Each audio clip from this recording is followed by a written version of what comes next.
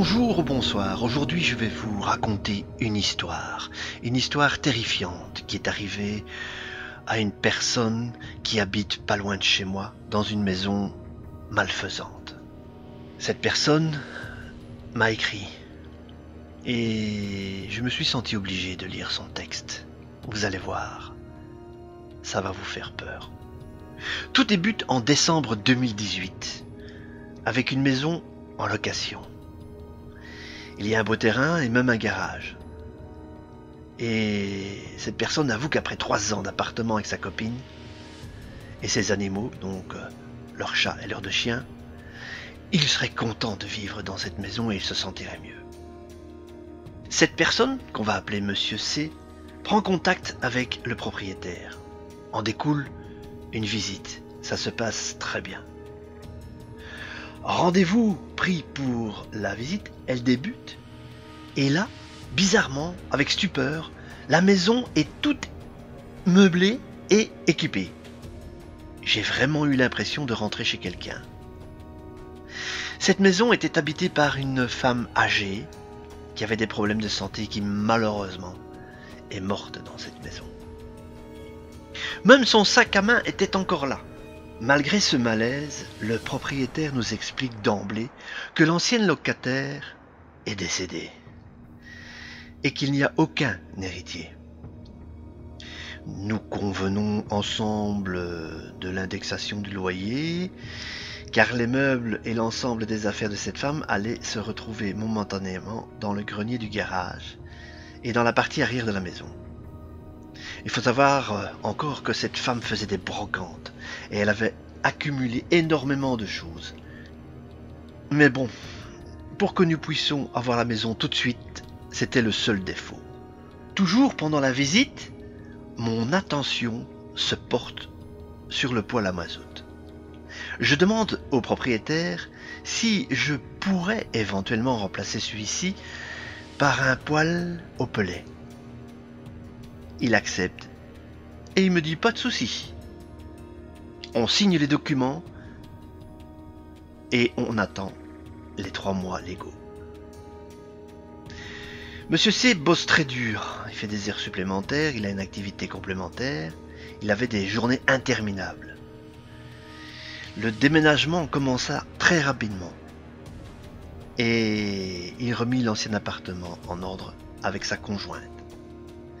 Il faut dire qu'ils n'ont pas chômé tous les deux. Arrive l'heure de l'emménagement, le propriétaire avait débarrassé quelques meubles et affaires dans le grenier, comme établi. Je lui ai même donné un coup de main. Quand on est rentré dans la maison avec les animaux, le propriétaire m'annonce qu'il avait rempli la cuve à mazout. Je lui dois une certaine somme. Ça fait quand même beaucoup dans le budget, donc j'arrive à m'arranger avec lui. Mais ça me donne l'obligation d'utiliser ce vieux poêle à mazout. Et vous allez voir que c'est important, ce poêle à mazout. Tout se passa bien. On dormait bien, malgré une porte qui grinçait tout le temps. Rien de bien méchant. Ma copine et moi n'avions pas trop les moyens et nous avons pu récupérer beaucoup d'affaires de cette dame. Nous avons fini un peu, forcément. J'avais les clés de partout et qui ne le ferait pas. Nous avons récupéré pas mal de babioles sans valeur, mais toujours en restant conscient que tout appartenait à cette dame décédée. J'avais même pensé aller jusqu'au cimetière lui déposer une fleur sur sa tombe. Un matin, une semaine après l'emménagement, je percute une biche sur le chemin du travail. La voiture est très abîmée. Je suis obligé de piocher dans ce que j'avais mis de côté pour le poêle à pellet, pour réparer la voiture. Pas le choix, de toute façon, je devais utiliser ce vieux poêle à mazout, vu que le propriétaire avait rempli la cuve sans rien me dire. J'ai par la suite eu beaucoup de mal dans cette maison. J'étais devenu agressif, dispute sur dispute avec ma copine. Un de nos chiens refusait d'approcher ce vieux poêle qui trônait au milieu du salon. Je ne me sentais pas tranquille. 1 mois passe, nous sommes le vendredi 8 février 2019. Ce jour-là, je n'oublierai jamais. J'ai rêvé que mes chiens mouraient. J'étais dans le canapé, figé. Je pouvais juste voir le mur du salon et mes chiens se sont retrouvés pendus par la queue, tenus comme par une sorte de force invisible.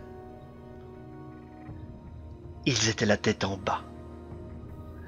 Ils ne réagissaient pas, puis lentement cette force a tiré sur leur queue pour leur arracher leur colonne vertébrale. C'était horrible. Ça prenait plaisir à faire souffrir. Le lendemain matin, j'en avais fait part à ma sœur et ma copine. C'était atroce, je n'avais plus de force. Le week-end se passa plus ou moins normalement. Arrive le dimanche en soirée. Nous sommes le 10 mars de 2019. Ce soir-là, je décide d'allumer le poêle, il faisait froid. Il y avait pas mal de vent dehors. Ma copine était dans sa douche. 15 minutes plus tard, je constate que le poêle est éteint. C'était peut-être dû à beaucoup de tirages à cause du vent. Je vais pour le rallumer. En même temps, je vais pour ouvrir une fenêtre. Et là, le poêle implose.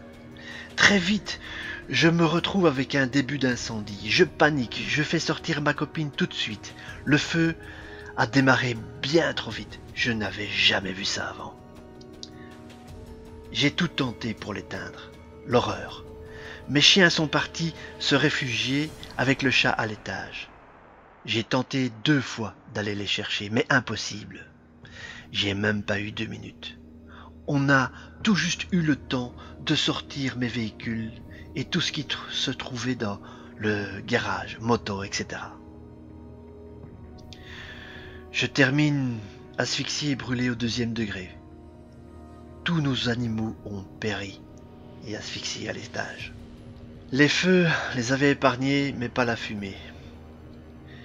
Je les ai retirés moi-même à l'échelle par la façade le lendemain. Un traumatisme de plus. Surprise de constater que toutes nos affaires avaient brûlé, mais pas celles de l'ancienne locataire. Même ses articles de brocante étaient sains et saufs. C'était elle, j'en suis sûr, elle a volé mes animaux. Certains m'ont dit, brûle les affaires, fais le même, mais je ne l'ai pas fait. J'ai retrouvé en fouillant dans ses affaires son sac à main avec un portefeuille et les clés de la maison. Et aussi un jeu de tarot, livre sur le spiritisme, une bible de magie blanche, bougies, etc. Je me suis renseigné auprès du voisin. Elle était malfaisante. Elle est morte asphyxiée dans le divan où le feu a démarré par coïncidence. Je ne sais pas si je fais de la paranoïa, mais je suis convaincu que cette femme est responsable. Personnellement, je me suis rendu à cette maison, je me suis renseigné et en effet, cette dame faisait des brocantes et faisait la collection de tarot. Mais visiblement, selon le témoignage d'un certain voisin, elle en voulait à son propriétaire. Elle se serait peut-être trompée de cible, mais malheureusement, c'est Monsieur C qui a tout pris à la place. Alors, cette maison hantée, vous y croyez? Vous n'y croyez pas? Est-ce impossible ou pas? À vous de faire des commentaires. Merci d'avoir écouté cette vidéo.